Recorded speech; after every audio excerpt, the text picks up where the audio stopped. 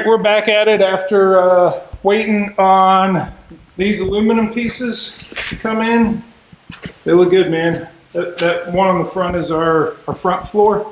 Yep. And the one on the back is our rear floor. So we're gonna put that in there. I got some foam blocks to give it a little bit of support, and then we're going to be putting that flooring in. In the meantime, I didn't really film it. I forgot my camera, but we put this pedestal base in, and it's nice high perspective with the Millennium Marine seat. And this will be nice once we get a stick steer there. And obviously we have the throttle here.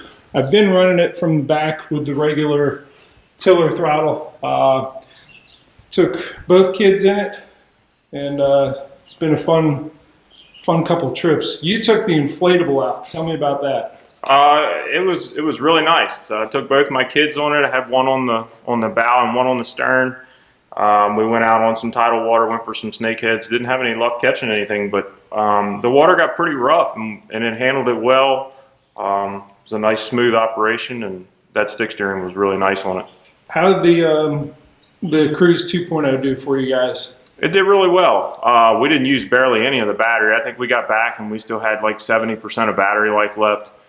We went about 8 miles or so, but we weren't really going fast or anything. We were just cruising around. We went up a couple of creeks and got really shallow. So that was nice. We had to pull the motor up once because we got so shallow, but for the most part, we could leave the motor down. But it was nice to be able to get shallow and try and find those snakeheads to get really far up there. Nice. It's a fun rig. Yep. So, all right, we'll go ahead and get started with this, and we'll see how far we get today. Besides these foam blocks here, I also got the insulation, this 1 inch thick. It's just, what is this, like housing insulation? Yeah, it's foam board insulation. Okay. Trey's done this before. He told me what to get. So we're gonna put those, I'm gonna cut those out while you work with the metal, but we're gonna fit those in here, and that'll allow the aluminum flooring that we have to sit right on top. It'll give it support, and it'll also be sound deadening, so that if you drop something, it's going to have the foam on top anyway, but it'll stop the echo of the hull. Right now there's a lot of, like you mentioned the other day, there's a lot of, if water is splashing, you kind of get a noise, and it'll deaden that sound and stop the echo. Now a lot of that was when I'm anchored and it's hull slap right up in here. Right. Can we use some of that to kind of? Yep, absolutely. And then these blocks are just going to be mostly where I stand? Yes. Okay. Cool. All right, I'm gonna start cutting that.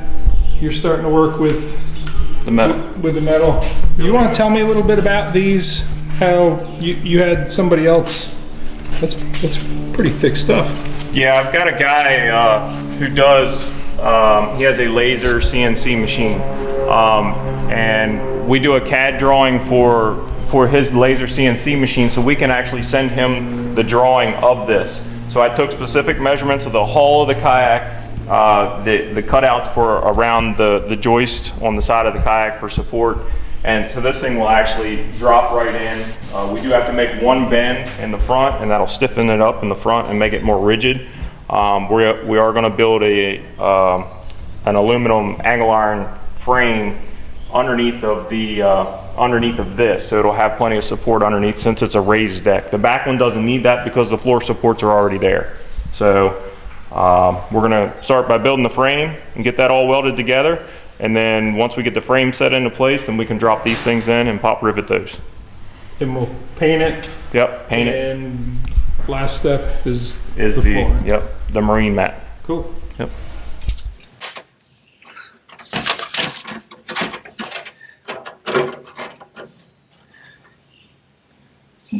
$36, pretty much right on it. And maybe 14 1/4.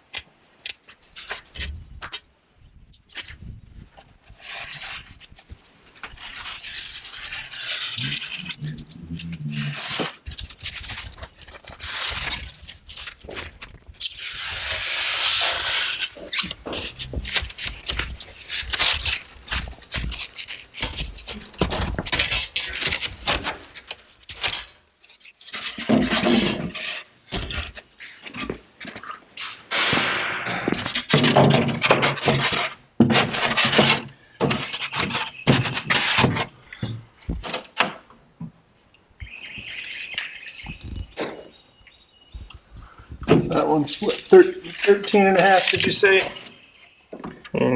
Just under 13 and a half. All right, and then this one, 14 and 3/4. okay.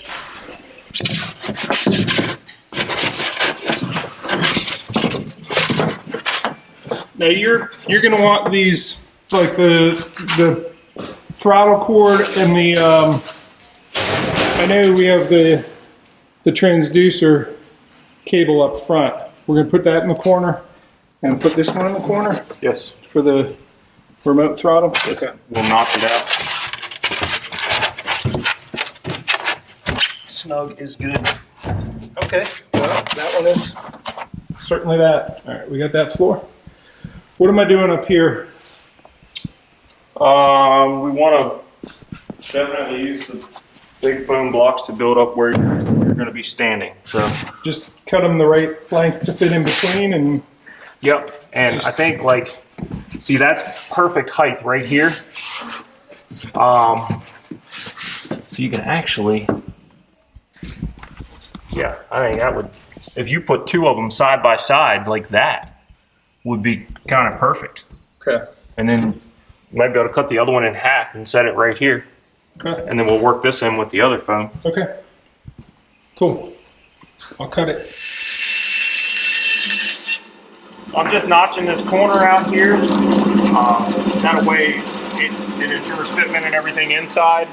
And my metal brake is 2'11.5" wide, and this piece is 3 foot wide. And this is actually the flange that'll get bent up and attached on the inside of the boat.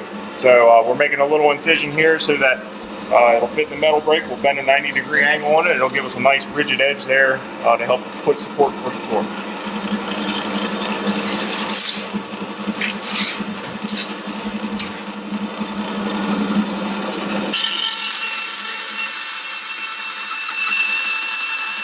We use these 2 blocks here. I put a 1-inch underneath it, which with this guy resting on the support here and this making it flush, it'll make it all flat with that 1-inch kind of spacer.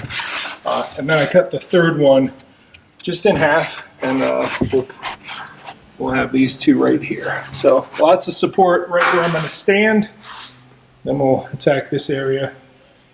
Trey's getting ready to bend the metal piece. Yeah, you took it right to the edge of what that metal brake will, handle. Pretty much. I think this is the largest piece of aluminum that I've ever tried to bend.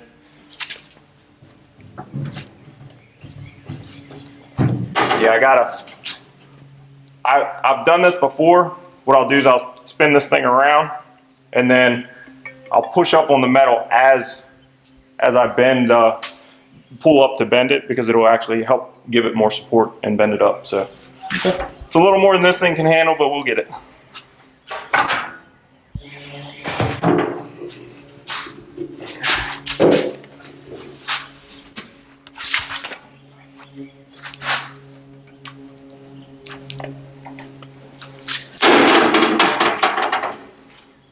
All right, and then that gives us a solid line to go off of, and I'll take and put it on the bench to get the rest of the angle. But when we're done, that'll be 90 degrees, and then we'll have to bend the other side so it fits inside the back of the boat.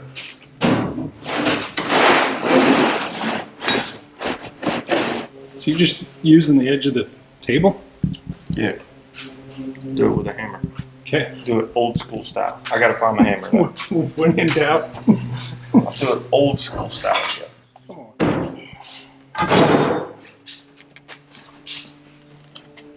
So my metal brake was able to put a line in. It gives me a line to go off of, and then since my metal brake is not heavy enough for this gauge of material that we're using, we're going old school, and we're going to hit it with a rubber mallet so that it won't ding up the material, and we'll still get a nice straight edge on it off the edge of the table here.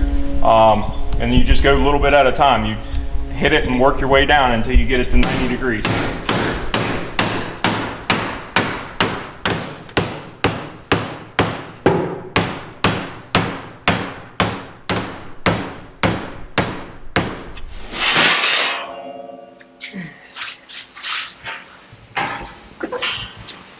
So when we're done hammering it out, you got pretty much a 90-degree bend all the way down, and that'll get sandwiched up against the seat in the boat itself, and it'll make a nice clean fit. So I'm cleaning up the edges of the metal, getting it ready to put it in for the last fitment, getting any sharp edges off of it, using the grinder to round off the corners and stuff. And then I'll go over it with the palm sander, and the palm sander gives it a really smooth edge, so if anybody ever does brush up against it or anything, it doesn't cut anybody.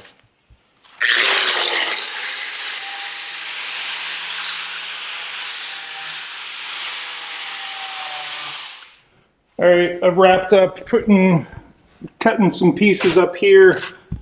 Trey said this is a little bit high, but we're going to see how the flooring comes down on it. We do want some downward pressure there so that when you have the hull slap on this part of the boat, which is really where it's the worst, you know, I anchor off the bow into the wind and it just hull slaps there. So this is really what we're doing to mash down on that, so you have not so much hull slap there. So this is ready, and you've got a piece that's ready, right? Yep. This is the rear floor pan. Okay. We're going to go ahead and drop it into place. I've already cleaned the edges up, made everything so it's not sharp. Pre-drilled for the rivets that are going to go in it. Slide it down into place. Want to center it up.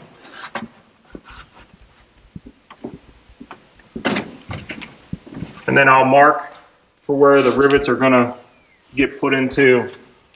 These seats back here is the only place that this pan is actually going to be attached, because of the support from the foam underneath is really going to be the floor support for when you stand on it. It's going to distribute the weight of your feet across the bottom of the hull. It'll give it a really nice base, and like Jeff was saying, it'll offer some sound deadening to the bottom of the boat. So we'll mark every one of these, pull this back out, and then we'll drill these, and then we'll be ready to put the rivets in. We throw some paint on these edges right here before we pop rivet it in the boat, using self-etching primer, which is really good for aluminum. Paint doesn't really like to adhere to aluminum.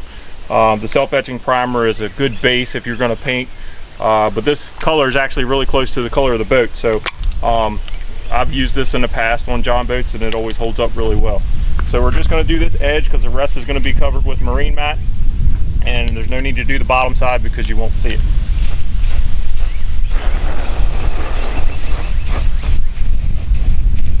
All right, so we're working on getting the rivets in, just making sure that the holes line up. We can get these rivets started. The rivets call for a 1/4 inch bit, but a 1/4 inch bit seems to be slightly too small. So what I'm doing is I'm taking a socket that won't match this rivet, and I'm tapping them in a little bit. I don't want to go to the next size bigger hole because I'm afraid it'll be too big and then the rivets aren't going to hold really well. So just taking that and tapping it in like that, and then when we go to use the rivet gun, it'll draw everything in together.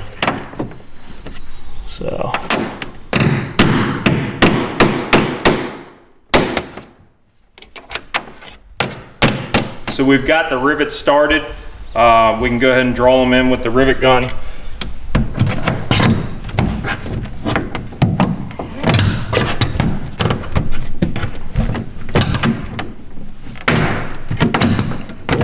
You see it draws it in flush there.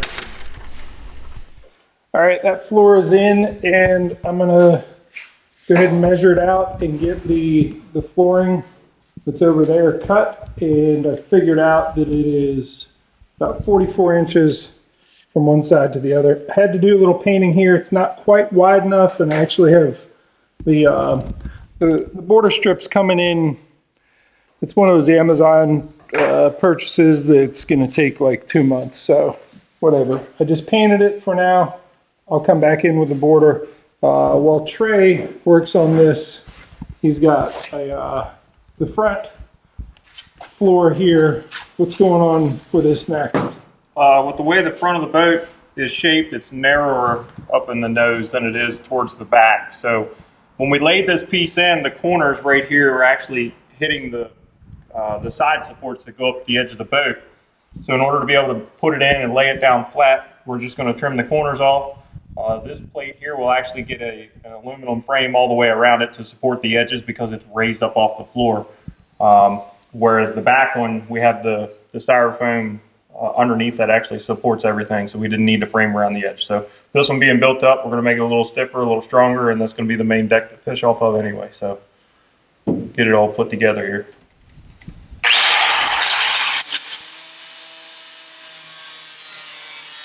So we've set the plate in. Like I said, we trimmed off these corners right here so that when we set it in, it would actually go around this because this is on an angle and it wouldn't allow the plate to set down in the way that it needed to go. So I've got it in. We'll pre-drill for the rivets. We're going to map out the angle iron that's going to go on here, or the aluminum angle. We'll get that installed, and then we'll go ahead and paint the plate and everything. That way it can dry while we're doing everything else.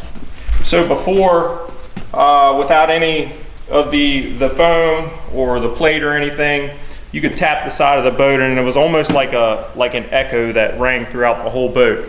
Now with the foam underneath, and when we fasten the floor down, it's going to hold everything securely in place. If you tap on the bottom of the boat now, you don't get, it's a small thud, not like a ringing, aluminum ringing sensation like we had before. So we're not going to get that waves crashing off the front of the boat and making a bunch of noise, and it's going to be a much quieter boat. And then with the flooring on it, if you drop sinkers or lures or anything like that, you're not going to spook the fish. So it's coming out pretty solid, pretty nice.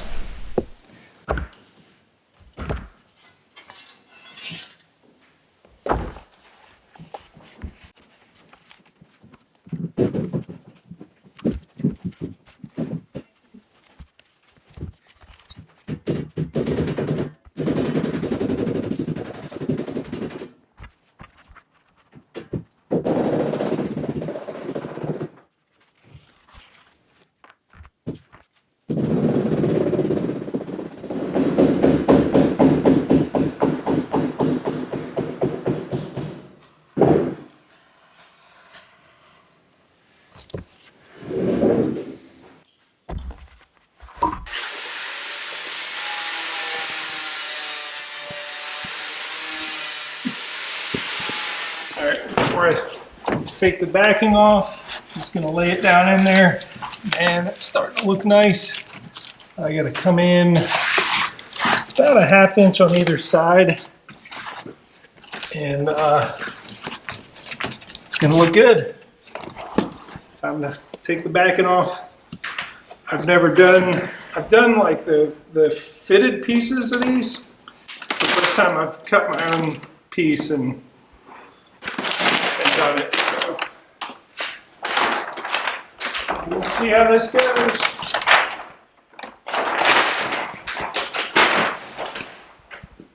I feel like it's geez, I hope I get this right the first time.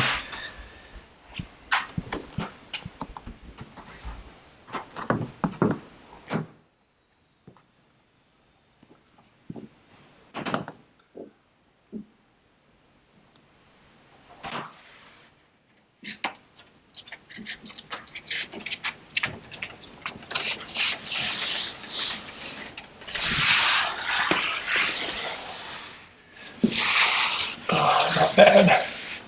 All right, find something to tamp that down on its way forward. Oh, that is nice. It's gonna look real nice when I get the borders put in. But this right here is probably one of the more satisfying parts of this install. I'll put some heavy stuff on there to really get it in there, but that looks good. I'm happy. All right. I put my fingers pretty firmly on all the corners, but we looked around the shop and Trey's like, I got something heavy for you to roll around in there. I've been doing it in all directions I'm still, you can hear that popping, the bubbles. It's tough to work it to the edge. That's what I'm trying to do.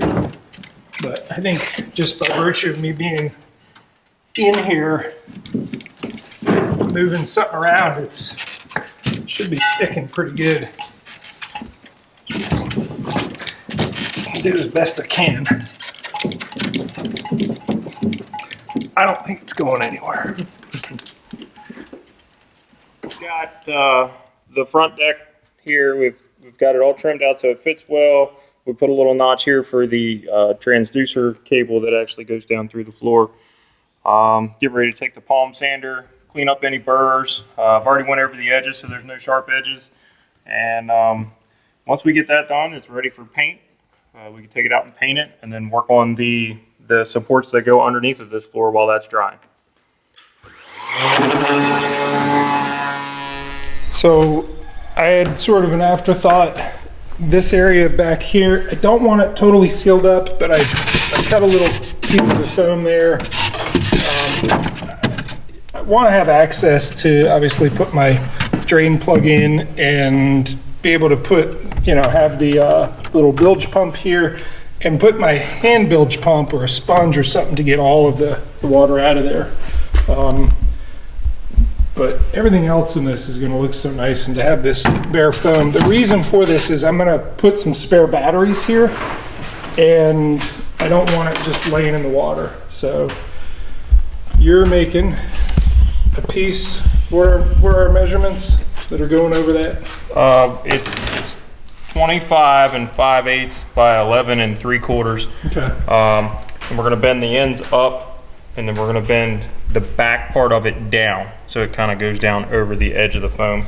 It'll hold that foam in place and it'll look a lot cleaner. Okay, and we'll paint it? Yep, paint it to match everything else.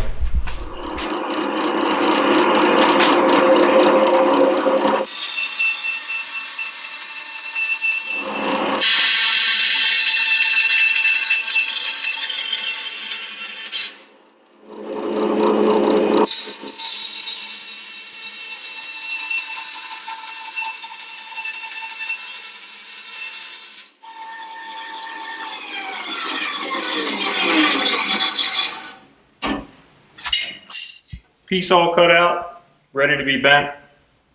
I'm going to go ahead and clean up the edges, make sure there's no sharp edges or anything before I bend it. It's just easier to do while it's flat instead of working around all the angles.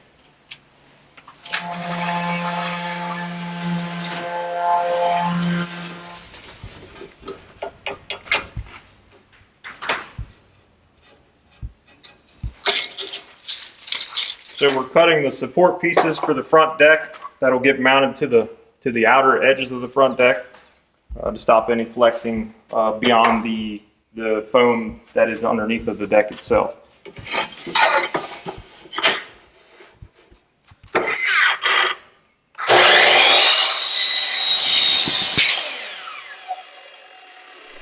So I've taken all the foam pieces that were in here, and I've just flipped them over in the same arrangement that I had them in there, just 180 upside down.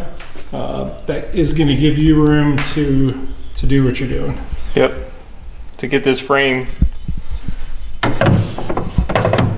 it's going to go here. We're going to notch so that this fits in tight, and then it'll get riveted to each one of these supports. Another piece across the back that'll get welded to this piece, and then same on the opposite side, and then there will be a front piece that gets welded also, and all that to carry the weight of the edges of the floor in the front, so when you walk around, the edges of the floor don't move and like make a creaking sound on the side of the boat. So it just ties everything in together good.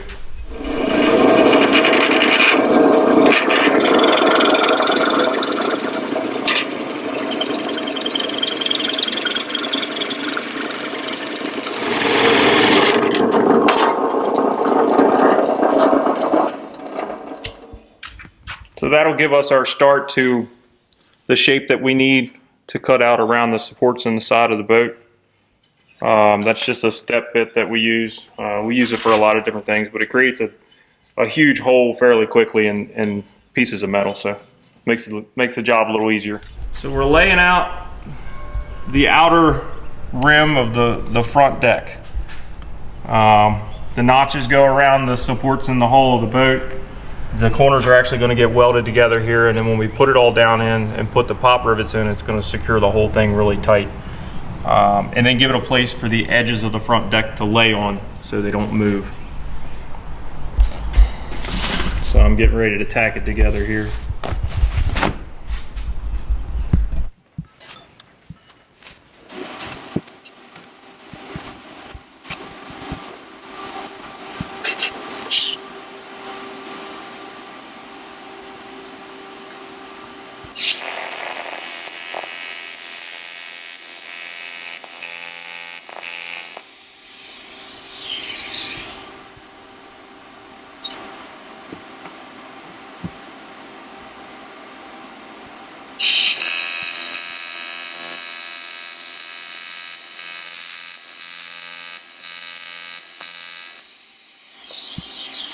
So we got the frame all welded together. Set down inside of here like this. And then these are notched so they actually bow out, and it's going to get a rivet here in the support of the boat, a rivet here, and then it gets riveted across the back, and then across that side also, same way. And then this will rest on the deck of the boat and the foam, and then that gives support to the edges of the deck so that there's no moving parts here. Everything's secure in place and doesn't move, make noise or anything.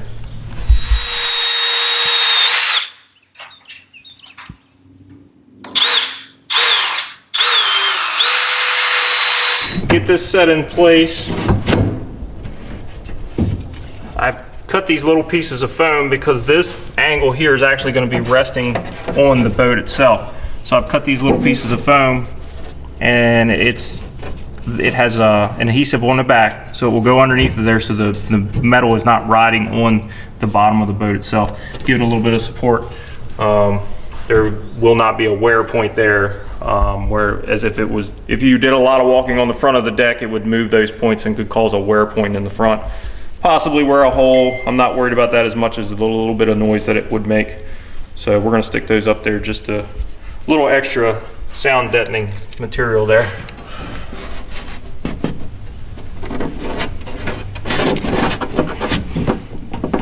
There's that one.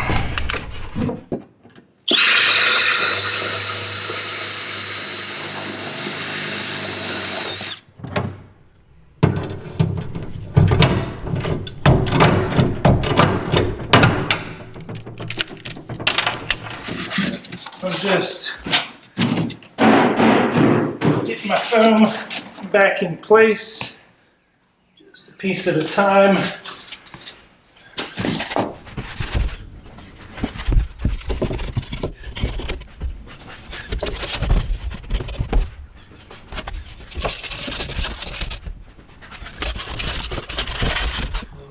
Looks good, everything is flush and tight.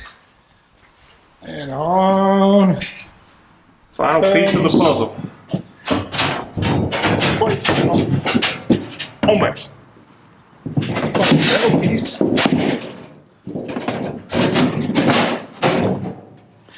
Cord goes through there.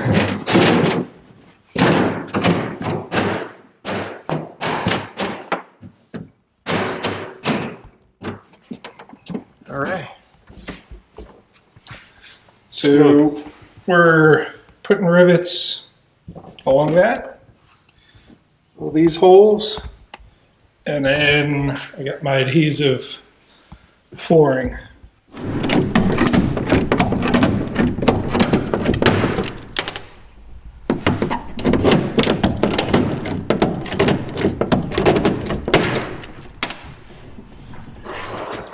All right, we got the last little bit in, and I'm just trying to get that flush before we stick it. Man, there's not much we're gonna have to trim. Just a little sliver there. Then we come back here, and I think, what is that? I'm gonna measure it. I'm gonna put a tape measure on it.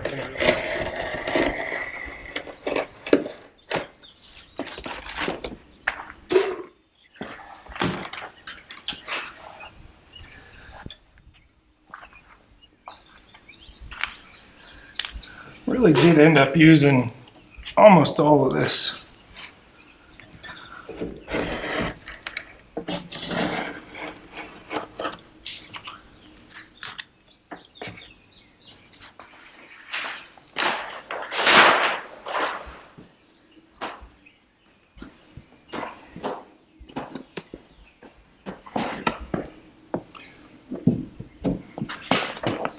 If I do this right, the rest should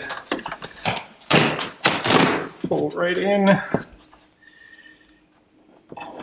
It is even. I'm good with that. You can see those nice rivets you did. Getting the marine mat all dirty. Yeah, I know. It's okay. So next, I'm leaving this here. Yep. In your words, you said you need to sit here and drink beer and think about that.